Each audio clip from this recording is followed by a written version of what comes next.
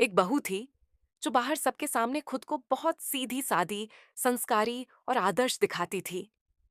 जब भी मोहल्ले में किसी औरत से मिलती, बड़ी मीठी बातें करती। मेरी सास तो देवी जैसी हैं। मैं तो हर दिन उनके पैर दबाती हूँ, उनकी सेवा करती हूँ।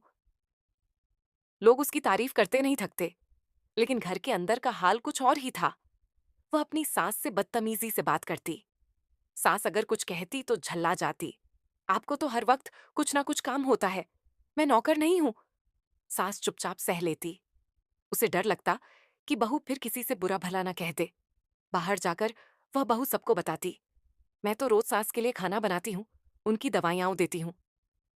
हकीकत ये थी कि सास खुद ही अपना काम करती और बहू मोबाइल में व्यस्त रहती। वह मोहल्ले में आदर्श बहू की एक्टिंग करती और घर में सास को नीचा दिखाती। एक दिन मोहल्ले की कुछ औरतें अचानक उसके घर आ गईं, बिना बताए। उन्होंने देखा कि सास बर्तन धो रही है और बहू मोबाइल पर बैठी है। अब सबको सच्चाई समझ आ गई।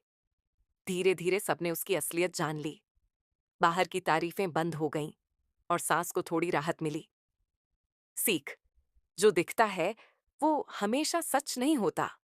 घर में जैसा व्यवहार होता है, वही असली पहचान है।